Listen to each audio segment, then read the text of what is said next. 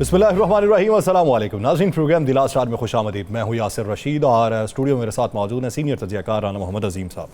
नाज़रीन, कल रात गए एक प्रेस कॉन्फ्रेंस हुई। उस प्रेस कॉन्फ्रेंस में होशरुबा इंकशाफात किए गए, इल्ज़ामात लगाए गए। उन इल्ज़ामात के मद्दे मुकाबल दूसरी तरफ से भी इल्ज़ामात लगाए गए। क्या ये मफरूज़ात के ऊपर मबनी प्रेस कॉन्फ्रेंस थी या उसमें कुछ हकाइक थे? और अगर हकाइक थे तो उसकी कड़ी एक दूसरे से क्यों ना जोड़ी गई? जिस चीज़ की वहाँ पे निशानदही की गई उसे मंजर आम पे क्यों ना लाया गया? बहुत से सवालात कल की प्रेस कॉन्फ्रेंस छोड़ के जाती है। उसके बाद आज के दिन पाकिस्तान मुस्लिम लीग नून ने यौम तकबीर बनाया, शहर शहर तकरीबात सजाई गई। आज लाहौर के अंदर पाकिस्तान मुस्लिम लीग नून ने लिबर्टी चौक में यौम तकबीर का जलसा किया। जलसा किस हद तक कामयाब था और क्या आने वाले दिनों में इसी तरह के वर्कर्स कन्वेंशन और जलसों का इनकाद होता रहेगा? यह सिलसिला किसी हद तक थमेगा? इलेक्शन पे कितनी पार्टीज माइल हैं और अगर इलेक्शन नहीं होते तो उसके पीछे क्या हकायक हैं? मौलाना फजलुर रहमान लंदन के हवाले से उनकी खबरें सुनने में आ रही थी और अब JUIFA ने तरदीद करके ये बात कर दी कि वह निजी दौरे पे थाईलैंड में मौजूद हैं। उनके दौरे का मकसद क्या है? और इसके अलावा आने वाले दिनों के अंदर सियासी तौर पे सेटबैक अगर किसी को देखने को मिलेगा तो पाकिस्तान तहरीक इंसाफ को किस हद तक मिल सकता है? बकौल इमरान खान साहब, जितने लोगों को तोड़ना है तोड़ लीजिए और फिर इलेक्शन का ऐलान कम अज़ कम कर दीजिए। इसी मंजरनामे में बात करते हैं, राना साहब की तरफ पढ़ते हैं। राना साहब, कल रात की प्रेस कॉन्फ्रेंस से आप क्या नतीजा अख़ज़ करते हैं?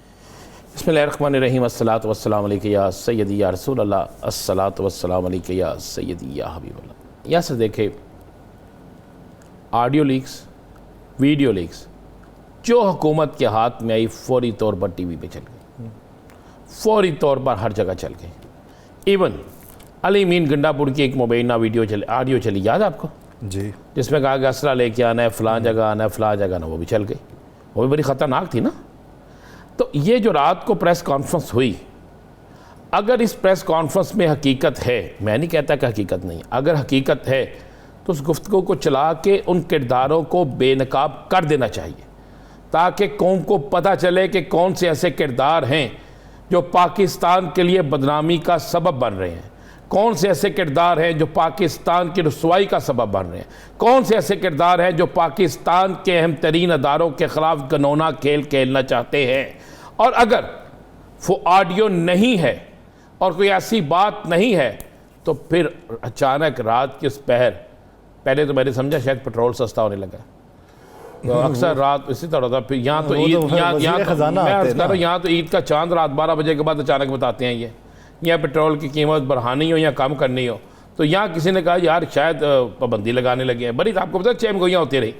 देखिए, इस पर होना चाहिए। PTI की तरफ से जो तरदीद आई है, PTI ने जो तरदीद, PTI ने बड़ा खौफनाक इस पर अपना एक मौक़िफ़ दिया है। अब इन दोनों चीज़ों को क्लियर होना चाहिए। इस पे जो भी ज़िम्मेदार है उसको सामने लाना चाहिए। अगर उसको सामने नहीं लाया जाता और अगर ऐसी चीज़ नहीं होती तो फिर ये हुकूमत के गले की हड्डी बन जाएगा। और अगर ये साबित हो जाता है कि ऐसे कोई लोग हैं तो फिर उनको इबरतनाक सज़ा देनी चाहिए और फिर उनके ख़िलाफ़ वो कुछ होना चाहिए जो कोई सोच भी नहीं सकता, इसलिए कि मुल्क की बदनामी किसी सूरत कबूल नहीं है। अब हम चलते हैं, ज़रा बात करते हैं, इसलिए मैं इस पर ज़्यादा बात नहीं कर रहा या सर कि अभी तक ये चीज़ें सामने आनी चाहिए, मज़ीद मंजर आम पे आने चाहिए। उसके बाद अब बात करते हैं, आपने यौम तकबीर के हवाले से बात की। देखें, आज यौम तकबीर के हवाले से ना 2 लाहौर में जलसे थे। एक था मीरार बक्सन ग्राउंड में जी, ग्रेटर इकबाल, जो मिली मुस्लिम लीग ने किया था, वो मैं अपनी आँखों से देख के आया। बहुत बड़ा जलसा था, कोई शक नहीं। और उसमें चारों सूबों से मुख्तलिफ सियासी शख्सियात को बुलाया गया था। बड़ा जलसा था, अच्छा जलसा था, पूरी ग्राउंड भरी हुई थी, इंतहाई डिसिप्लिन था। मैं कह रहा कमाल हो गया। एक जलसा था लिबर्टी चौक में, कमाल का म्यूज़िक भी था, मैं उस जलसे में भी गया हूँ और बाकी चीज़ें भी थी, लेकिन क्राउड नहीं था। किस किस शहर से काफिले नहीं आए, किस किस शहर से लोग नहीं आए? ये तो लाहौर का जलसा था राना साहब जी। वो कहते हैं लाहौर का जलसा था। तो कसूर वाले जो आए हैं वो कहाँ से आए हैं? ओकारे वाले जो आए हैं वो कहाँ से आए हैं? गुजरात वाले जो आए हैं वो कहाँ से आए हैं? गुजरात वाले जो आए हैं वो कहाँ से आए हैं? क्या आपने लाहौर को सारा इकट्ठा कर दिया? कामों की, गुजरात वाला, शेखुपुरा, इस साइड से सारी साइड। मैं ये नहीं कह रहा, तस्वीरें मौजूद है, आप तस्वीर देख लें ना, तस्वीर मौजूद है। अच्छा, कितने अवाम होंगे वैसे? इतना रश था कि मैं शादबाग में रहता हूँ, शादबाग से लेकर यहाँ तक मुझे इंसानों का समंदर नज़र आया और इतना रश था कि जो मैं 1 घंटे में सफ़र करता था ना तय, वो 25 मिनट में कर लिया, इतना रश था। ठाठे मारता समंदर था आवाम का ना, ठाठे मारता समंदर। रास जगह ही कोई नहीं बची गुजरने के लिए, बड़ी मुश्किल से मैं 25 मिनट में पहुंचा, पहले घंटे में पहुंचता था। ये इतना ये रश था। क्या आपने फनकार भी सारे बुला लिए, 1 हफ्ते से आप तैयारी भी कर रहे हैं, तो आप सब कुछ कर रहे हैं, वहां पे क्यादत भी वहां पे मौजूद है, तो सारे लोग मौजूद हैं। मुझे पता है, बिल्कुल मुझे पता है कि आज की मैं जब ये कह रहा हूँ तो बड़ी शिद्दत से तकलीफ पहुंच रही होगी शायद, लेकिन मैं गलत नहीं कह रहा। आप तमाम टीवी चैनल्स के वहाँ पे शॉट देख लें, आप खुद मुस्लिम लीग नून के जो ड्रोन से उन्होंने शॉट अपने सोशल मीडिया पे लगाए हैं वो देख लें आप। भाई ये लिबर्टी चौक जलसा या नहीं होना चाहिए था, बात सुने मेरी, जलसा होना चाहिए था हॉकी स्टेडियम। किया था ना तहरीक इंसाफ ने, करते हॉकी स्टेडियम, वो कहते हैं वो हॉकी स्टेडियम में करके करोड़ों का नुकसान कर दिया था, हम वहाँ पे क्यों तो ये जो आपने पैसे लगाए हैं लोगों ने मुफ्त दिए हैं, ये जो इतने फनकार बुलाए हैं अल्लाह के नाम पे आए हैं, ये जो इतनी मियां साहब के नाम सारा पे मियां साहब के नाम पे है। चले मियां साहब के नाम पे आए तो अवाम क्यों नहीं मियां साहब के नाम पे आई? अवाम मियां साहब के नाम पे आने के लिए तैयार क्यों नहीं हुई? आप क्या समझते हैं वर्कर्स कन्वेंशन जो था वो और जलसा, अगर इसका तकाबली जायजा लें, जो इनका वर्कर्स कन्वेंशन था? देखिए वर्कर कन्वेंशन इनका इस जलसे से अच्छा था। इस जलसे में जो मैंने बंदे देखे ना, जिन लोगों के, ख्वाजा इमरान नज़ीर के साथ काफ़ी लोग आए, शहबाज के साथ, शहबाज चौधरी के साथ अच्छा हादसा आया है, सैफुल मुल्क खोखर के साथ ठीक लोग आए हैं, और गजाली सलीम भट्ट के साथ ठीक लोग आए हैं। बाकी तो मुझे किसी तरफ से इतने लोगों के साथ ठीक लोग आ गए, 20-25 हज़ार होगा फिर। सुभान अल्लाह यार, मैं कह रहा हूँ तुम्हारे आपके अंदर का ना वो एंकर बने, आपके अंदर का जाला जो होता है ना अंदर का जो नून लीग का कारकुन, वो खत्म नहीं होता यार। हम सहाफ़ी हैं, हमें हकायक पे आना चाहिए, छोड़ देते हैं यहाँ पे पार्टी। मैं तो बात ही नहीं कर रहा। नहीं आपने कहा 20-25, मैं तो गया ही नहीं। चले आप बुलेटिन में बैठे हुए थे, कितने लोग थे आप बता दें? मैं तो सर वो नहीं बता देना, आपने तो देखा, आपने सारा से कितने लोग थे? हाँ मुझे तो, मैंने तो जितना कैमरे में देखा है, कैमरे में तो भरे भरे लोग थे, बड़े बड़े लोग थे। चलिए फिर आपकी बात मान लेते, देखें फिर तो आपकी बात मान लेते, आपकी बात तो हमने कभी इनकार की ही नहीं। आइन की अपनी स्पेशल ब्रांच से लेकर बाकी रिपोर्ट्स देख लेना कितनी थी, तो आपको अंदाज़ा हो जाएगा। क्या वो लिबर्टी चौक, अगर इनका क्राउड इतना बड़ा होता तो ये क्राउड पे कैमरा जाता, ये सारा कैमरा मरियम साहिबा पे ना रहता, ये सारा कैमरा स्टेज पे ना रहता। आपने 3 स्टेज बनाए, एक फनकारों का, दूसरा MPS का, तीसरा क़यादत का। वैसे तो 3 फनकारों के स्टेज होने चाहिए थे कि हर तरफ से, सियासतदान भी तो मेरी तरह फनकार है ना, तकरीरें करते हैं, वो भी इसी तरह लोगों को करते हैं। तो ये 3 स्टेज बने हुए थे। आप वहाँ पर आप अपने रिपोर्टर, कौन रिपोर्टर है वहाँ पे हमारा जी? जो रिपोर्टर है, मेरा ख्याल रिपोर्टर को आप लाइन पे ले लें तो आपको पता चल जाएगा, नहीं तो आप जिसको मर्जी। देखिए असल हकायक, मैं तो वहाँ से गुजर के आया हूँ, तो मैंने तो आपसे कहा कि 1 घंटे का सफ़र मैं 25 मिनट में तय कर रहा हूँ, इतना बड़ा आवाम का समुंदर था। क्या कोई ट्रैफिक रुकने की खबर आई? क्या किसी जगह मुतबादल रास्ते की कोई टिकट चले कि जनाब ट्रैफिक पुलिस ने कहा है कि जनाब ये रोड बंद है और आप मुतबादल रास्ता इख्तियार करें, मुझे एक टिकट दिखा दें। जलसों में जब रश ज़्यादा होता है तो रोड ब्लॉक हो जाते हैं, हर चीज़ ब्लॉक हो जाती है। आज का दिन है इतवार का, यौम तकबीर का, आपको ना किसी पुलिस वाले ने रोका, ना आपकी गाड़ी को रोका गया, ना आपके कारकुन को रोका गया, ना कोई और चीज़ हुई, और आपको खुली स्पेस दी गई। तो यहाँ अच्छा, आप समझते हैं फिर लाहौर जो है ये दोबारा गढ़ मुस्तकबल करीब में पाकिस्तान मुस्लिम लीग नून का नहीं बन सकता? लाहौर तो बहुत देर पहले, मैं फिर बात किसी और तरफ चले जाएगी। आज का जलसा फ्लॉप था। जिस दिन इनको ये यकीन हो जाएगा कि इनके जलसे, मुझे एक बात, मैं सिंपल सी बात करता हूँ जी, मिली मुस्लिम लीग मीनारे पाकिस्तान जलसा कर सकती है। साद रिजवी साहब का जुलूस, इनके जलसे उसके आगे 1% भी नहीं है। चले मैं आपको कह रहा हूँ, साद रिजवी चले हुए हैं ना कितने दिन से, उनके जुलूस इससे कई गुना बड़े हैं, कई गुना। जिस पे कोई इन्वेस्टमेंट भी नहीं है, जिस पे ट्रांसपोर्ट भी नहीं है, लोग मोहब्बत से आते हैं। मिली मुस्लिम लीग का जलसा लोग खुद आए हैं, मैंने अपनी आंखों से देखा है। चौधरी सरवर साहब वहां पे तकरीर की, किसने तकरीर वहां पे नहीं की? वहां पे क्या तकरीरें हुई, ये एक अलहदा मसला है। लेकिन आज मुस्लिम लीग नून को तो एक ऐसा शो करना चाहिए था कि पता चलता कि लाहौर उनका है, लेकिन आज उन्होंने शो करके साबित कर दिया कि लाहौर उनका नहीं है। यह उन्होंने साबित कर दिया कि लाहौर उनका नहीं है। मैं अगर गलत कहूं तो मैं हर किस्म का जुर्माना देने के लिए तैयार हूं। आप ड्रोन की फुटेज निकाल लें, आप सारी फुटेज निकाल लें तो आपको क्लियर हो जाएगा। अगर आप हर हलके से एक हज़ार बंदा लेकर आएँ MPA के हलके से, तो वहाँ पर 30,000 से ज़ायद लोग सिर्फ लाहौर के होते हैं। और 30,000 का मतलब होता है कि कलमा चौक से लेकर सिद्दीक ट्रेड सेंटर, कज़ाफ़ी स्टेडियम से लेकर इस तरफ फरदोस मार्केट सब जैम हो। और मैं अल्लाह की कसम वहीं से गुजर के आया, ना मेरी गाड़ी रुकी है कहीं, ना कोई चीज़ हुई। तो फिर मैं क्या कहूँ कि कितना बड़ा मजमा था। मैं कह देता हूँ जनाब, चूंकि आपने खुश होना है, आपको मैंने खुश करना है। 5 लाख थे जी लोग, ठीक है जी, राजी हैं। 5 लाख लोग थे, हम ये कह देते हैं ना। फिर आप क्या समझते हैं, जब तक यकीन दहानी नहीं होगी तब तक फिर इलेक्शन नहीं होंगे, तब तक मियाँ साहब नहीं आएंगे। तो फिर अगर यही सूरत हाल है तो फिर इलेक्शन कब दिखाई दे रहा? इलेक्शन तो होने हैं यार सर। चलिए आज आपको मैं एक बात बताऊँ, तो इलेक्शन तो होने हैं, और इलेक्शन इंशाल्लाह हर सूरत में अपने वक्त पे होंगे। आज साद रफीक साहब ने भी कहा, बहुत से लोग भी कह रहे हैं इलेक्शन तो होंगे।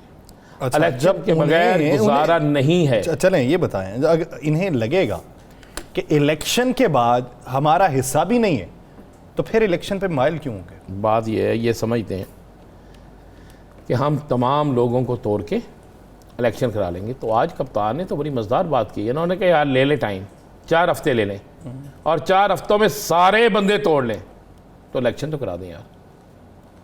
उसने ये तो नहीं कहा कि मेरे बंदे ना तो नहीं, ये तो नहीं ना कहा। उसने कहा सारे ही बंदे तोड़ लें, टाइम फ्रेम दे दें, आपने टाइम फ्रेम दे दें, सारे ही बंदे तोड़ लें, आप इलेक्शन तो करा दें।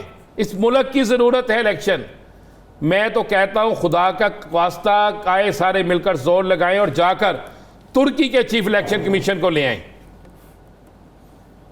जिसने 1 माह में 2 इलेक्शन करवा दिए हैं। जहां जल्जला है, जहां तबाही है, हमसे ज्यादा गुर्बत है, वहां पर इलेक्शन हो गए हैं और आपके मेरे फेवरेट जीत भी गए हैं। मुझे नहीं पता आपके फेवरेट है कि नहीं, क्योंकि आपके फेवरेट जो है लंदन में है, मेरे फेवरेट तुर्की में, जीत गए हैं। ठीक है, तो यासर साहब आपने भी मकामी फिर कोई नहीं रखा हुआ आपने भी फिर इम्पोर्टेड की बात ही की। चले यही कह लें, मैं मुकामी कहूंगा तो आपको बुरा लगेगा ना। नहीं, 55% वोट हासिल किए हैं, बड़ी जीत है। सबके बावजूद मैं कह रहा हूं कि रिक्वेस्ट करें हम कि वहां का चीफ सबके बावजूद एक सराहा जाना चाहिए कि जहां पे मईशत भी डामाडोल हुई, लीरे का भी बुरा हाल हुआ, बहुत बुरा हाल हुआ, लीर ही हो गया लीरा, बिल्कुल। तो वहां पे फिर इसके ऊपर बहुत तनकीद हुई। ये जलजले के बाद जितना इंफ्रास्ट्रक्चर तबाह हुआ उस पे कमालदार ओगलो साहब ने बड़ी तनकीद की। उन्होंने ये कहा कि इंफ्रास्ट्रक्चर की मजबूती ना होने में आपकी कमी है। सबके बावजूद क्या बात है, क्या वो राज थे? वो ये बातें पंजाबी में कहूंगा, क्या वो मिस्त्री साहब? ये बातें हुई, ये कैंपेन के दौरान बहुत सी बातें हुई। फिर जलजला आया था, पाकिस्तान में इतनी तबाही मची थी, उसका जिम्मेदार कौन था? क्या उस वक्त का वज़ीर आज़म जिम्मेदार था? हम उधर की सियासत को इधर की सियासत से कंपेयर भी नहीं ना कर सकते राणा साहब। हम करते हैं तीसरी दुनिया की सियासत, वो है सफ़े अव्वल की सियासत। आप किसी और चीज़ की सियासत करते हैं, हम तो सहाफत करते हैं। आपकी मैं कहाँ पे कर रहा हूँ सियासत? ये एक आज आपकी फेवरेट जलसा था, ये आपने लाखों का मुजमा बना दिया यार। मैंने नहीं बनाया। हालांकि प्रोग्राम से पहले आपने मुझे कहा यार आज क्या हो गया, नहीं कहा आपने प्रोग्राम से पहले। माफी दे दे हुजूर, मैंने तो बात ही नहीं की। मैंने तो सिर्फ आपसे पूछा कि आप बंदे बता दें। बात ये है, वहां पे जो सियासत हो रही है वो मनाजरे करते हैं गवर्नेंस के ऊपर। वो मनाजरे करते हैं सफ़े अव्वल के साथ टक्कर लेने के ऊपर, टेक्नोलॉजी के ऊपर। हमारे यहाँ पे तीसरी दुनिया की सियासत हो रही है, एक दूसरे पे बहुतान तराजी है दोनों तरफ से। सर दो चीज़ें हैं बड़ी बड़ी क्लियर है। आप मुझे एक बात बताएं, सियासत कब होगी? आपको अवाम कब आपके साथ निकलेंगे? चाहे वो PTI हो, मुस्लिम लीग नून हो, पाकिस्तान पीपल्स पार्टी हो, जमीयत उलमा इस्लाम हो, ANP हो, MQM हो, कोई भी सियासी जमात हो, जब आप आवाम को आवाम के मुताबिक सहूलतें देते हैं, जब आप आवाम को रिलीफ देते हैं, जब आवाम आपसे खुश होती है, जब आवाम को पता होता है कि ये इक़्तिदार में आएगा तो हमारी लहर बहर हो जाएगी, हमारे बच्चों को नौकरी मिलेगी, हमारे घर में खाना आ जाएगा, हमारी तालीम अच्छी हो जाएगी, हमें मेडिसिन अच्छी मिलेगी, हमारे लिए फ़लाँ चीज़ हो जाएगी, फ़लाँ हो जाएगी। ज़रा मेरा ख्याल है क्या सर, इस सारी चीज़ों का नतीजा देखना है ना आपने। वो एक हमने सर्वे करवाया आज के दिन में, अगर हम वो सर्वे देख लें, उस सर्वे से पता चल जाएगा कौन सी जमात कितनी मकबूल है, अवाम क्या कहती है महंगाई पे। ज़रा ये सर्वे उस पर चलते हैं। नाज़रीन, आपको दिखाते हैं कि अवाम मौजूदा मौशी सूरत हाल के ऊपर क्या राय रखती है और किसको मोर्दे इल्ज़ाम ठहराती है। ज़रा मुलाहिज़ा कीजिए। चीज़ें बहुत ज़्यादा महंगी है, तो मतलब गरीब बंदे की पहुँच है तो बहुत दूर की बात है कि वो अपने घर का सर्कट चला सके। हुकूमत से मुतालबा तो ये है कि इसको नीचे ले आएँ। हम तो गरीब आदमी मजदूरी करते हैं, अभी ये लेके जा रहे हैं, पता नहीं आंदा ये मिलेगा, सामान लेंगे नहीं। महंगाई इतनी हो गई है, गोश्त लेने जाओ पौने 600 रुपये किलो हो गया, सब्ज़ी वो महंगी हो गई है, इंसान किधर जाएगा। हालात इतने ख़राब होते जा रहे हैं कि मुझे नहीं याद पड़ता कि 2-1 महीने से कोई फल भी हमने लिया हो। सब्जियां हर चीज़ पहुंच से बाहर हो गई हैं। जब से ये हुकूमत आई है, इन्होंने आवाम के रिलीफ के लिए कोई इकदाम नहीं किए हैं। इनको चाहिए आवाम को रिलीफ देने के लिए कुछ इकदाम किए जाएँ। हर चीज़ महंगी हो गई है, 35 रुपये का नान हो गया है, बंदा क्या खाए क्या रखे। इनको और कम करना चाहिए कि आवाम को रिलीफ देना चाहिए। आवाम इतनी परेशानियों में है, गरीब बंदे का चूल्हा नहीं जलता। महंगाई तो बस ऐसे हो गई है कि बंदा गरीब बना तो ले ही नहीं सकता ना। आवाम के लिए कोई सहूलत नहीं, आटा महंगा, मुर्गी का रेट देख लें क्या रेट हो गया है। ये गरीब लोग जो है ना, ये कैसे पूरा कर सके, अपनी घर की खर्चा नहीं पूरा कर सकते।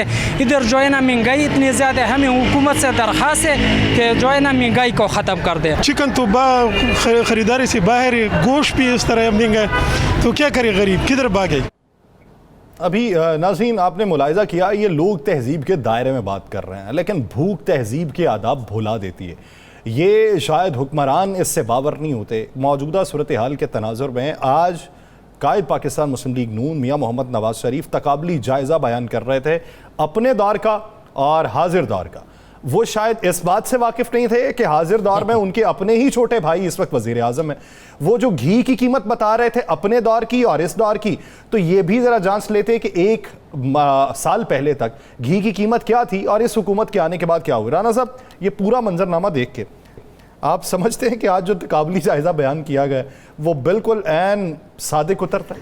मुझे एक बात बताएं, LC बंद किसने की? PMLN की हुकूमत ने।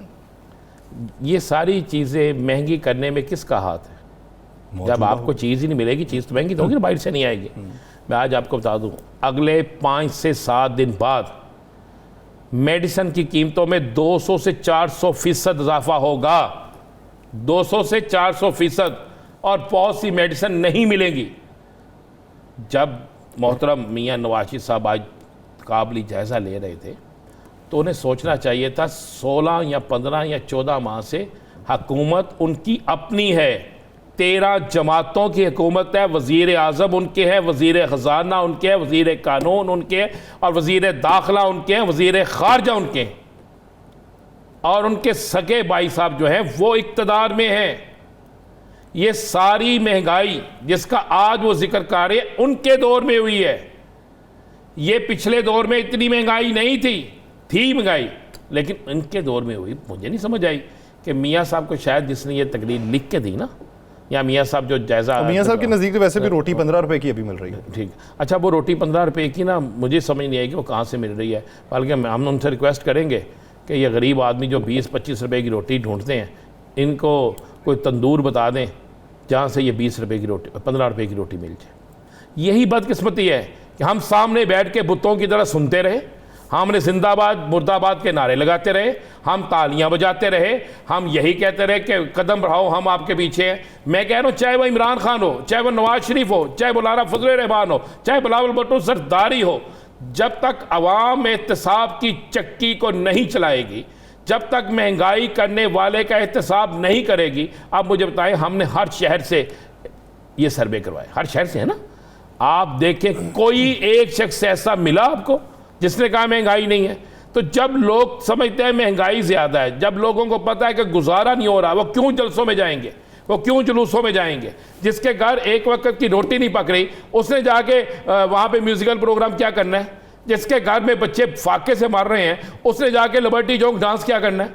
जिसके घर में बच्चे स्कूल जाना छोड़ गए हैं, उसने क्यों जाना जलसों में? आज की तकरीब जो थी, आज तो होना ही यौम तकबीर चाहिए था, जिस बात पे बात थी उसी पे होनी चाहिए थी।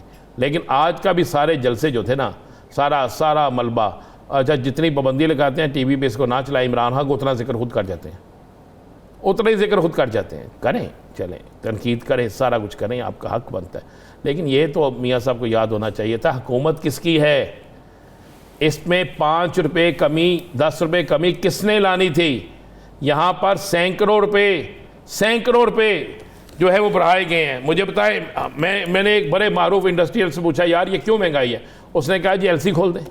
उसने कहा जी आज बैंक से जो रेट होता है डॉलर का वो तो हमें मिलता नहीं, हम 315-20 रुपये में डॉलर लेके ये काम कर रहे हैं। उसने नहीं, मैं नाम लेता है, एक नाम लिया एक शख्स का हुकूमत में, उसने कहा जनाब पैसे बाहर भेजने, उस शख्स से बात कर ले। उसने कहा पाकिस्तान से इंडस्ट्री बंद करके हम जा रहे हैं। आप जरा हिसाब तो लगाए, हम श्रीलंका जो डिफॉल्ट, जिसके बुरे हालात, आपका और उसका रुपया बराबर। अफगानिस्तान नहीं रहा सब बराबर नहीं है, नीचे गया है। 2-3 दिन पहले तो 94 था ऐसे, तो अब नीचे, उससे भी नीचे है। अल्लाह अकबर। मौजूदा सूरत हाल में यही तो रोना है कि दिवालिया मुल्क से भी करेंसी हमारी नीचे चली गई है। पाबंदी लगा देनी चाहिए थी हर जमात के सियासी जलसों पे, इन पैसों को अवाम पे रखना चाहिए था। आप लेके आते पैसे 35% पे डिफॉल्ट कर गया था, हम तो 48% पे हैं। तो फिर आप अंदाजा लगा लेना मेरे भाई। तो फिर आप कहते हैं कि जो लाखों का मजमा होगा, फिर आपके हलक से चाय भी नीचे नहीं उतरती कि मजमा कम हो तो ठीक है। फिर मुझे बताएं, लोग जलसे जुलूसों में क्यों जाएंगे? शिकम की आग जो है वो रकम से भर सकती है, वो खोखले नारों से नहीं भर सकती। अल्लाह भला करे। तो फिर आप तो बढ़ा रहे हैं ना। मैं किसकी बढ़ा रहा था? मेरे सारा मलबा मेरे, हुकूमत मेरी, ये सारी महंगाई मैंने की, ये सब कुछ मैंने किया। नहीं, हकायक नहीं ना बयान करते आप कभी कभी। मेरा अच्छे आदमी आप, लेकिन अचानक बीच में ना मेरा काम सवाल करना है। अच्छा, ये यासर, ये आज का जितना पावर शो था ये बड़ा क्लियर और साफ सबके सामने आ गया। अच्छा, क़यादत के सामने भी आ गया, उनकी अपनी क़यादत के सामने भी आ गया। जो स्टेज पे खड़े होकर जलसा करता है ना, वो बज़ाहिर ये तो कि समझता है कि बहुत बड़ा जलसा है, लेकिन बाद में वो पूछता ज़रूर है कि भाई बताओ कहाँ गए।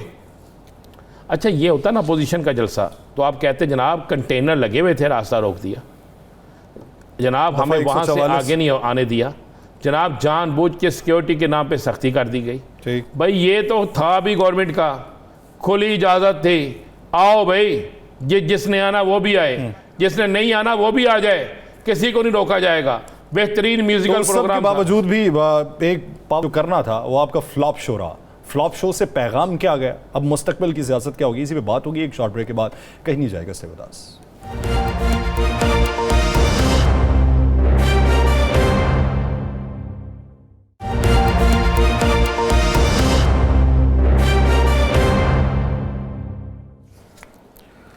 ब्रेक के बाद खुशामदीद। नाज़रीन, खान साहब के मुतालिबात, दूसरी तरफ मुज़ाकरात से इनकार, तीसरी तरफ जो इलेक्शन की गूंज है वो उसमें किस हद तक मुस्तनद हक़ाइक़ हैं। पाकिस्तान में इस वक्त जो आईन व कानून की हुक्मरानी को बरकरार रखना है, उसके लिए वफाकी हुकूमत की तगदो क्या है, इस पूरे मंजरनामे में बात करेंगे। हमें ज्वाइन किया जमीयत उलमा इस्लाम फ़े के सीनियर रहनुमा माहिर कानून भी हैं, सेनेटर कामरान मुर्तज़ा साहब। कामरान साहब बहुत मशकूर हैं आपके। कामरान साहब, सबसे पहली बात तो ये है कि मौलाना साहब के बारे में ये पता चला था कि वो लंदन गए हैं, तो आज तरदीद हुई कि वो निजी दौरे पे थाईलैंड गए। सर, मुल्क के हालात जो हैं, हमें पहले तो ये लगा था कि मियाँ साहब से बातचीत करने गए होंगे कि किस समत को सियासत लेके चलनी है, तो ये थाईलैंड जाने का मकसद क्या? हाँ, थाईलैंड आदमी मेडिकल चेकअप के लिए भी जा सकता है, कोई और मसला हो सकता है, तो काउंसल ओपिनियन लेना था शायद उन्होंने अपना मेडिकल के हवाले से, तो इसलिए गए हैं। Medical checkup. लंदन का प्रोग्राम नहीं है कोई भी फिल वक्त। सही। अल्लाह उनको सेहत काबिल अता फरमाए जी। और अच्छा कामरान साहब, आप क्या देख रहे हैं, क्या अक्टूबर में इलेक्शन हो जाएंगे? अक्टूबर के आसपास उसमें सिर्फ एक चीज हो सकती है कि अगर तो 16 अगस्त तक जो ना असम्बलियों ने अपनी मुद्दत वो पूरी की तो फिर 60 डेज मिलेंगी, और अगर फर्ज करिए कि इससे हफ्ता 10 दिन पहले जो है ना वो असम्बलियों को डिसॉल्व कर दिया तो फिर जो है वो 90 डेज होंगे। अब देखते हैं कि उसमें जो ना वो क़यादत क्या करती है आखिरी दिनों में। आपने एक अहम नुक्ता उठाया, अगर 16 की बजाय 15 अगस्त को असम्बली डिसॉल्व कर दी जाए तो फिर भी 90 डे उस पर लागू होते हैं। मतलब अगर वो टाइम से पहले हो तो 15 को कर दें, 16 को कर दें, 13 को कर दें, 10 को कर दें, तो वो फिर 90 डेज वाली बात आ जाएगी। तो इसका मतलब है कि इस कुलिये पे भी कोई गौर हो रहा है कि 90 दिन का टाइम जो है उसे रखा जाए?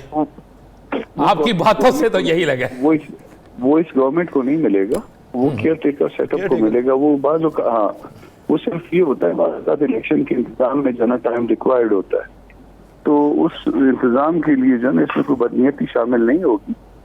इसमें सिर्फ ये कि इंतजाम में अगर कोई प्रॉब्लम आ रहा हो तो फिर उस टाइम को थोड़ा सा इलाज करने के लिए वो फिर मामला जो है ना वो मुमकिन है कि 60 डेज से जो है ना उसको इलेक्शन हर हाल में होने हैं, वो अक्टूबर में हो या नवंबर में हो। इंशाल्लाह ताला इलेक्शन हर हाल में होंगे, अपने वक्त पे होंगे। हम ये नहीं करेंगे जिस तरह से खान साहब ने 1 साल में 3 असम्बलियाँ तोड़ी, इस तरह नहीं करेंगे।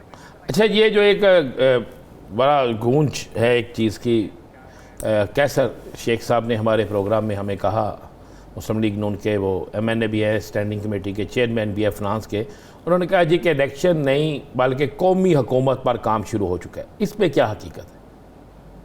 शेख साहब मुमकिन है कि मुझसे ज़्यादा बाखबर हूँ, मगर उसको कौमी हुकूमत की गुंजाइश जो है ना वो दस्तूर में कहाँ निकालेंगे। दस्तूर का सब्स्टिट्यूशन जो है वो कम अज़ कम सुप्रीम कोर्ट नहीं दे सकती, मेरी अंडरस्टैंडिंग ये है। कौमी असम्बली भी शायद इस तरह से नहीं दे सकती क्योंकि इसमें कॉन्स्टिट्यूशनल अमेंडमेंट रिक्वायर्ड होगी, सिर्फ लेजिस्लेशन रिक्वायर्ड नहीं होगी, सिंपल से। तो बड़ा मुश्किल हो जाएगा अगर कौमी हुकूमत की कोई बात होगी। हाँ ये है कि वो अपना 60 और 90 डेज का जो है ना वो मामला हो सकता है। तो इसके अलावा मुझे तो और कोई लीगली जो है ना मामला नजर नहीं आता। अच्छा कामरान मुर्तज़ा साहब, ये एक कमेटी बनाई इमरान खान साहब ने कि मुज़ाकरात कर लिए जाएं, तो क्या आप समझते हैं कि इस खौफज़दा माहौल में मुज़ाकरात बेहतरी का रास्ता निकाल सकते हैं, या आप ये समझते हैं कि मुज़ाकरात ना करने से बेहतरी का रास्ता निकल सकता? देखिए, अगर तो मामला तो सियासी हो तो मुज़ाकरात हुआ करते हैं सियासी कुव्वतों के, मगर उससे पहले किसी भी कुव्वत को जो है वो अपना सियासी होना साबित करना पड़ता है। 9 मई के वाक़यात को अगर लें तो उसने जो है ना वो साबित किया कि सियासी कुव्वत नहीं है। इससे पहले 2-3 वाक़यात और भी ऐसे हैं जिसमें हाई कोर्ट हमला किए, जिसमें पार्लियामान पे हमला किए, जिसमें PTV पे हमला। तो ये सारा कुछ जो है ना अगर वो लें तो सारा कुछ जो है ना इसको आपस में कनेक्ट करें तो इसको आप एक पॉलिटिकल फोर्स के तौर पे नहीं ले सकते। तो पॉलिटिकल फोर्स ना हो और इस तरह से जो है ना वो लड़कों की जमात हो और वो आके चीज़ों पे हमले करे, तो वो मेरा ख्याल है कि उनके साथ बैठ के बात करना कोई मुनासिब बात। अच्छा, अभी आपने दस्तूर की बात की कि दस्तूर, आप समझते हैं कि अभी दस्तूर है 90 दिन निगरान हुकूमत ऊपर चले गई? कभी दस्तूर में ये चीज़ें नहीं होती, 90 दिन में इलेक्शन होने होते हैं। दस्तूर में ये चीज़ें नहीं होती कि 90 दिन से ऊपर जाए। निगरान हुकूमत कम से कम ये जो चीज़ें होती हैं, तो आप समझते हैं अभी दस्तूर है? देखिए, निगरान हुकूमतों के हवाले से ख्वाजा अहमद तारिक नईम वाला केस जो है शायद 9 मेंबर बेंच का केस है। ये वही ख्वाजा साहब हैं जिनकी वो आइडियोज जो है ना वो अभी जो है ना बड़ी मशहूर हो रही हैं। तो ये उस वक्त शायद उसमें पिटिशनर थे और वो निगरान हुकूमत की, तो उसमें जो है ना वो उन्होंने इंटरटेन नहीं किया था। ये अभी तक जो है ना इस निगरान हुकूमतों के हवाले से ये जजमेंट जो है वो परवेल कर रही है और बड़े बेंच की जजमेंट है। तो उसमें तो टाइम जो है वो निगरान हुकूमतों के सेटअप को मिलता है। आप बाकी अगर 90 डेज इस हवाले से कह रहे हैं कि ये जो पंजाब असम्बली के हवाले से या खैबर पख्तूनख्वा की असम्बली के हवाले से, तो उसके पीछे जो है ना वो इंटेंशन भी देखिए इमरान खान साहब जैसे द मोमेंट जो है ना वो उनके खिलाफ नो कॉन्फिडेंस आया तो उन्होंने क्या हरकत की, पहले कौमी असम्बली को तालीम की, फिर उसके बाद उन्होंने मामले को कहीं पे टिकने नहीं दिया और उस बाकी रिमेनिंग 1 साल में चोर डाकू का राग तो अलापते रहे, मगर उसके साथ साथ 2 असम्बलियाँ भी तुलवाई, दरमियान में लिटिगेशन रही, दरमियान में जो कुछ भी वो करते रहे वो अलग इससे अपार्ट है। तो ये सारा कुछ होता रहा। फिर इस सूरत में जब मामला जो है ना वो टाइम पे अगर इलेक्शन ना हो पाए और वो स्पेशली इस सूरत में जब जहाँ यहाँ से जो अगर कौमी असम्बली की नशिस्तें अगर पंजाब की हिसाब करेंगे वो 141 आती है जनरल जो नशिस्तें हैं उसकी, और हम सुबह बलोचिस्तान वालों की 16 आती है, तो हम आपके किसी एक डिवीजन के बराबर भी नहीं, हम फैसलाबाद के बराबर भी नहीं, हम गुजरांवाला के बराबर भी नहीं। तो आप जो है ना वो अफेक्ट करते हैं, हम दूसरे सूबों को वफाक के बाकी जो यूनिट है उनको अफेक्ट करते हैं। तो ये चीज़ें हमारे बारे में नहीं है ये, और ये अच्छा, रह गया होगा। कामरान साहब ये बताइएगा, गैर मामूली हालात के तनाजुर में अगर आप ये समझते हैं कि निगरान हुकूमत तूल इख्तियार कर सकती है, तो क्या निगरान हुकूमत के पास ये इख्तियार है कि वो बजट भी पेश कर सकती है? और अगर उसके पास इख्तियार नहीं है तो फिर जो माली मामलात हैं पंजाब और खैबर पख्तूनख्वा के, उसका मुस्तकबिल क्या देखते हैं?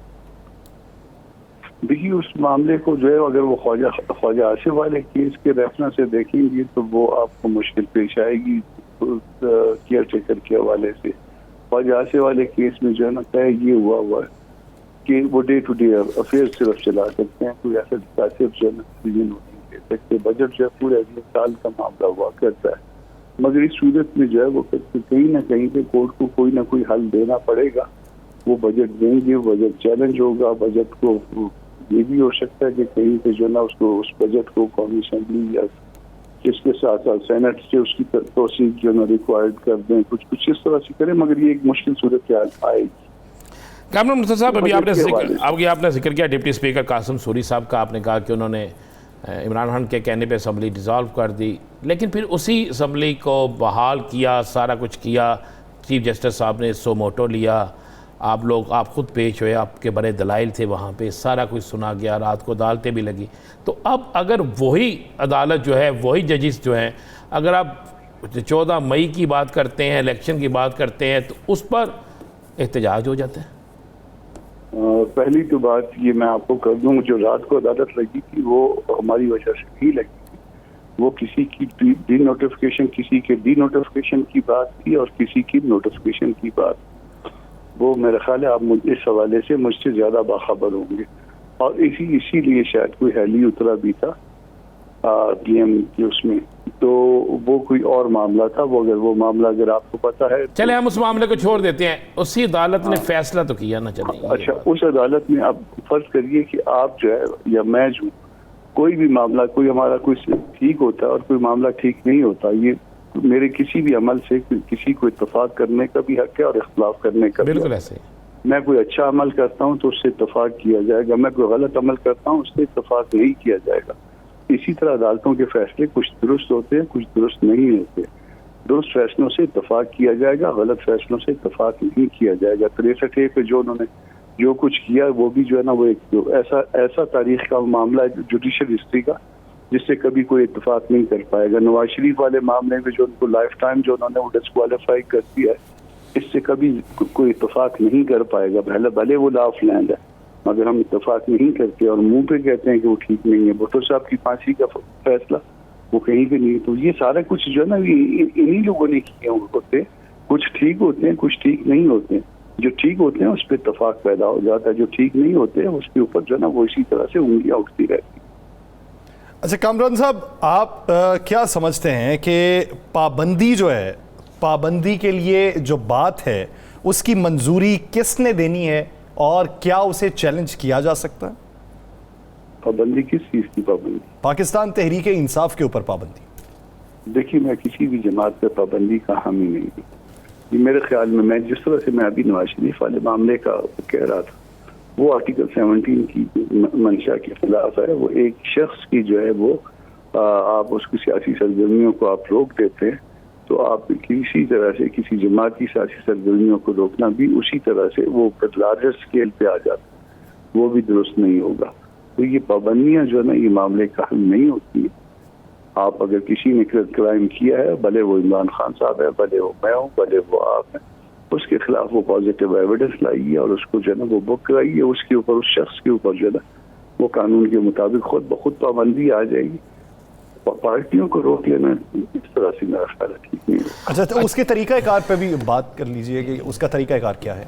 तरीकाकार ये है कि वो फर्ज कर लीजिए कि वो फेडरल गवर्नमेंट को कोई उसमें कोई ऐसी चीज़ है, आर्टिकल नहीं, सेक्शन 212 के आसपास ही है कि शायद इलेक्शंस एक्ट में, तो अगर किसी जमात के हवाले से इसको आर्टिकल 17 और 16 के साथ मिला के पढ़ेंगे, किसी जमात के हवाले से कोई ऐसी चीज़ पे ऐसा मटीरियल मौजूद है कि वो मुल्क की सॉवरेनिटी के खिलाफ जो है वो काम कर रही है, तो उसके लिए पाबंदी के लिए कह सकती है फेडरल गवर्नमेंट, और उसको शायद 15 दिन के अंदर अंदर जो है वो, या 15 दिन है या 30 दिन है, मुझे एग्जैक्ट इस वक्त 15 दिन है जी, 15 दिन है। हाँ, तो वो रेफरेंस करेगी सुप्रीम कोर्ट को, वो रेफरेंस जाएगा सुप्रीम कोर्ट उस रेफरेंस को या कंफर्म करेगा या कंफर्म नहीं करेगा। अगर सुप्रीम कोर्ट उसको कंफर्म करेगा तो देन जो है वो पाबंदी होगी उस जमात पे, वो जमात नहीं रहेगी और उसके अपने कॉन्सिक्वेंसेस होंगे। कॉन्सिक्वेंसेस में ये है कि जो उसके एमएनए, सेनेटर्स, जो एमपीज, वो अपने ओहदों से मारूम हो जाएंगे, ये उसका कॉन्सिक्वेंस होता है। मगर बहरहाल स्टिल जो है ना, मैं इस बात का हामी नहीं हूँ, मैं इस बात ज़ाती तौर पर मैं और इसको रिपीट करूँ। सही, इस बात की आप हामी नहीं है, लेकिन इसका तरीक़ाकार जो है वो आर्टिकल 16-17 को मिला के पढ़ने पे है और फिर उसके बाद ये तमाम उसके साथ सेक्शन 212 के इलेक्शन एक्ट के आसपास जो है, ये मुमकिन है मैं सेक्शन आगे पीछे हो रहा हूँ, मैं इस वक्त ऑफिस में नहीं बैठा, ठीक, मगर मैं 212 के आसपास ही सेक्शन। ठीक, तो मौलाना साहब की वापसी कब तक है जी? मेरे ख्याल सैटरडे को आ जाएंगे। सैटरडे हफ्ते तक मौलाना साहब की वापसी भी हो जाएगी और पाबंदी के आप हक में नहीं है। बहुत शुक्रिया कामरान मुर्तज़ा साहब इस हवाले से अपना वक्त। नाज़रीन, मौजूदा सूरत हाल में जहाँ मुआशी बहरान है वहाँ पे सियासी बहरान का हल किसके पास है, इस पर बात होगी एक शॉर्ट ब्रेक के बाद, कहीं नहीं जाएगा। शेबदास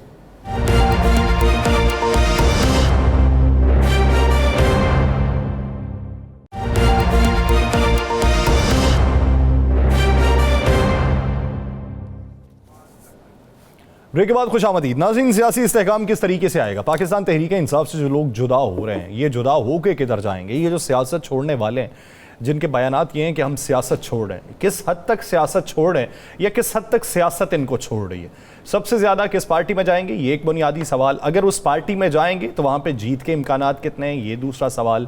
ये अगर जाएंगे तो इनके साथ कितने जाएंगे, ये तीसरा सवाल। और पाकिस्तान तहरीक इंसाफ के जो नए लोग सामने आएंगे वो कौन से होंगे, एक चौथा सवाल। इन चार सवालों के जवाब जानते हैं राना साहब से। राना साहब, सियासत छोड़ें?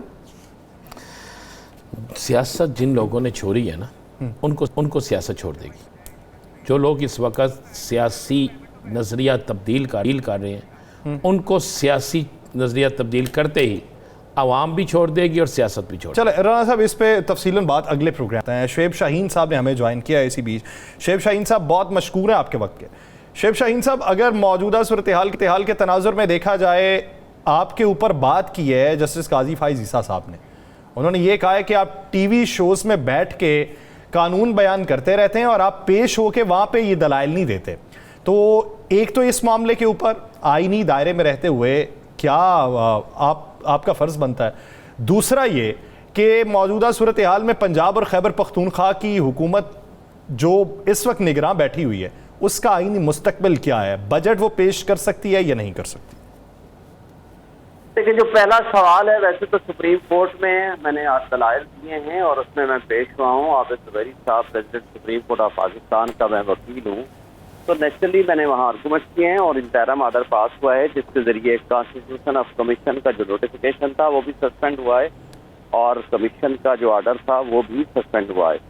तो ज़ाहिर है मुझे कमीशन में तो पेश होने के लिए ना तो वकालतनामा था, ना मुझे कोई नोटिस था, ना ही मैंने पेश होना था। मुझे तो नहीं पता था कि वहाँ पेश नहीं होना है और मैं प्रिजम्पशन ये थी कि शायद वो आज शायद कमीशन बैठेगा ही नहीं और सेक्रेटरी के जरिए इन्फॉर्मेशन हो जाएगी। बहरहाल खैर, मेरा बहुत एहतराम का रिश्ता है। काजी फाइज साहब बड़े सीनियर, बड़े ऑनेस्ट जज हैं, मेरा बहुत एहतराम का रिश्ता है। उन्होंने अपने कहीं ज़रूर किया होगा, लेकिन मैं तो नॉलेज में नहीं था, ना ही नोटिस आगे में जाता। जहाँ तक टीवी में बैठ की बात है, भैया आप जो सवाल करते हो तो मुझे जवाब देना पड़ता है। वो तो मेरा ख्याल है कि आप दोस्तों ने मुझे कहीं उकसाया होगा तो मैंने कुछ बात की होगी, मुझे तो नहीं पता कि मैंने कौन सी ऐसी बात की है। मेरे लिए तो बहुत वो मोहतरम है और मेरा उनका बहुत एहतराम का रिश्ता है। तो जहाँ तक ताल्लुक है कि मौजूदा जो जमात वो बैठी हुई है इंटरम सेटअप, मेरी नज़र में वो अनकॉन्स्टिट्यूशनल है। आइन उनके मुताबिक सिर्फ 90 डेज की उनको प्रोटेक्शन देता है और वो उनकी होती भी डे टू डे अफेयर चलाने की है। उनको सेशन इजलास बुलाना या उनको बजट पास करना उनके पास न ये अख्तियार है, न इस वक्त वो ऑथोराइज हैं कि वो डे टू डे अफेयर जीवन चला सकते हैं। बहरहाल इसका फैसला सुप्रीम कोर्ट या हाई कोर्ट जो भी है वो करेगी कि उनकी अब इस वक्त क्या कैपेसिटी है। लेकिन इस वक्त तो वो सिर्फ पीटीआई को क्रश करने के लिए, प्रेस कॉन्फ्रेंसेस कराने के लिए, 3 एमपीओ में उनको डालने के लिए, 16 एमपीओ में उनके पीटीआई के वर्कर्स को डालने के लिए सिर्फ ये शुएब सिंह साहब आपने बड़ी एक बात की है, ज़रा इसी पे एक सवाल आज बड़ा सोशल मीडिया पे चल रहा है। अच्छा, जब एफआईआर होती है कहा जाता है कि फ़ला फ़ला फ़ला जो है उस पर ये भी मुकदमात है, उस वो फ़ला में देखा गया, पकड़ाव से 16 एमपीओ पे जाता है, बाकी भी मुकदमे उस पर दर्ज होते हैं। लेकिन जैसे ही वो प्रेस कॉन्फ्रेंस करता है तो सारे मुकदमात ख़त्म हो जाते हैं। तो क्या आइन ने अब कोई ऐसा चीज़ दे दिया है कि प्रेस कॉन्फ्रेंस करो और केस ख़त्म करा लो? देखिए सर, पहली बात तो यह है कि मुल्क तो अब आपका बेआइन हो चुका है। आइन तो इसमें है ही नहीं। आइन किधर रह गया है? 90 डेज में इन लोगों आए थे इलेक्शन कराने के लिए, इनको किसी अवाम ने मुंतखब किया था KPK में और यहाँ पंजाब में जिस तरह के वो ये तरीका वारदात ये अडॉप्ट करके बैठे हुए हैं। अब तो हाई कोर्ट के जज साहबान खुद कहते हैं कि भाई हम तो आपको रिहा कर देंगे, 1 दफ़ा कर देंगे, 2 दफ़ा, 3 दफ़ा, 4 दफ़ा, 5 दफ़ा, लेकिन आपकी रिहाई तब मुमकिन होगी जब आप प्रेस कॉन्फ्रेंस करेंगे। अभी तक आपका प्रेस कॉन्फ्रेंस का मूड नहीं बना, हम तो आपको जमानतें दे रहे हैं लेकिन आप रिहा नहीं हो सकते। ये हाई कोर्ट के जजेस की ऑब्जर्वेशन है। तो ये क्या इस मुल्क में आइन मौजूद है? क्या इस मुल्क में सुप्रीम कोर्ट का लार्जर बेंच फैसला दे और उसके ऊपर पार्लिमान और मिनिस्टर्स वो उठ के और मौलाना फजल रहमान PDM के सरबराह सुप्रीम कोर्ट के ऊपर जाकर चढ़ाई करें, उनको गालियां दें, लिटरली उनकी तस्दीक करें और मजाक उड़ाएं और उसके बाद वो कहें कि हम आइन की गोल्डन जुबली मना रहे हैं। भाई आइन की बरसी मनाओ आप। तो बात यह है कि यहाँ कौन सा आइन मौजूद है? ये बड़ा खूबसूरत कानून और निज़ाम का इंसाफ है। ना आपको वकील रखने की जरूरत है, ना फीसें देने की जरूरत है, ना जज के पास जाने की जरूरत है। अच्छा, एक छोटा सा सवाल है, आपने बड़ी तहरीकें चलाई हैं। जब मुल्क में आइन ही नहीं है तो फिर आइन के लिए हमेशा जंग लड़ने वाले वकला की तहरीक कहाँ गई? सर मैं तो अपनी ज़ात की बात करता हूँ। मैं तो सामने खड़ा हूँ, आपके पिछले 1.5 साल से जिद्दोजहद कर रहा हूँ, तहरीक भी चला रहा हूँ। हमारे सुप्रीम कोर्ट बार के सदर कर रहे हैं, लाहौर हाई कोर्ट बार के सदर कर रहे हैं।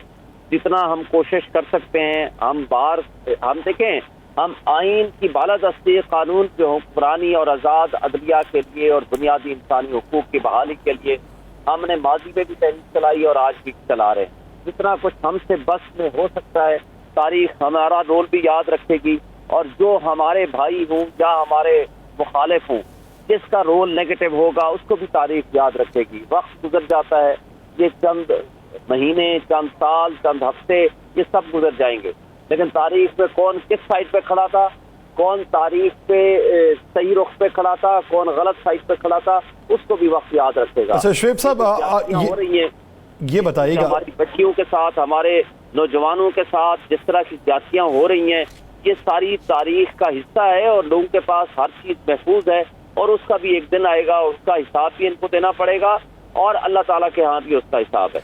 शुएब साहब, आप जिस तरह ये कह रहे हैं कि डे टू डे सिर्फ प्रोसीजर चलाना होता है निगरान हुकूमत ने, लेकिन यहाँ पे तकर्रो तबादले हो रहे हैं और थोक के हिसाब से हो रहे हैं। अभी कल ही के दिन 54 तकर्रो तबादले हुए हैं, ट्रांसफर पोस्टिंग्स जो हुई हैं, वो इनकी आईनी और कानूनी हैसियत क्या? और अगर जब मुस्तकिल हुकूमत आ जाएगी तो क्या वो इसके ऊपर जवाबदही के लिए सवाल कर सकती? सर बात तो वही है ना कि मुस्तकिल हुकूमत लाएंगे कब? 90 डेज में इलेक्शन होना था, सुप्रीम कोर्ट ने फैसला दिया तो सुप्रीम कोर्ट के ऊपर चढ़ाई हो गई। तो हालत ये है कि होगा क्या, इलेक्शन होंगे कब? और जो मोस्ट पॉपुलर पार्टी है जिसकी 80 से 90% उसकी पॉपुलरिटी है, अवाम उसके साथ खड़ी है, मुख्तदर तबके, हल्के, हमारे मुल्क की एस्टैब्लिशमेंट, इलेक्शन कमीशन और तमाम पॉलिटिकल पार्टीज जो इस पीडीएम के साथ खड़ी हुई हैं, पीडीएम के शक्ल में इन्होंने एक जिस तरह का इक़्तिदार जिस अंदाज से नोटाक्रेसी के जरिए लिया है, वो काबिज होकर बैठे हुए हैं। अवाम इमरान खान के साथ खड़ी है। अवाम की बात तो कुछ सुनने को तैयार नहीं। फ्री एंड फेयर इलेक्शन होते हैं तो जरूर उनसे पूछताछ की भी होगी, सवाल भी होगा, लेकिन कब होगा कि जब इलेक्शन होंगे। अभी तो 3 दिन पहले जो उनके वकील इलेक्शन कमीशन के पेश हुए हैं, उन्होंने कहा कि हम तो 8 अक्टूबर को भी आप इलेक्शन नहीं करा सकते। वो तो दिल्ली पहले से बाहर आ गई है, इनका तो इलेक्शन है ही नहीं, मूड ही नहीं है, इलेक्शन का इरादा ही नहीं है। अगर आइन की बालादस्ती पाकिस्तान में चाहिए तो इलेक्शन कराएं, फ्री एंड फेयर इलेक्शन कराएं, तभी आइन बहाल हो सकता है, तभी अवाम की राय भी जानी जा सकती है। बहुत शुक्रिया शेब शाहीन साहब इस हवाले से अपना वक्त देने के लिए। प्रोग्राम का वक्त खत्म हुआ चाहता है, मुझे और राना साहब को दीजिए इजाज़त। आपसे मुलाकात होगी अगले हफ्ते। अपना बहुत सा ख्याल रखिएगा। अल्लाह ने के बाद।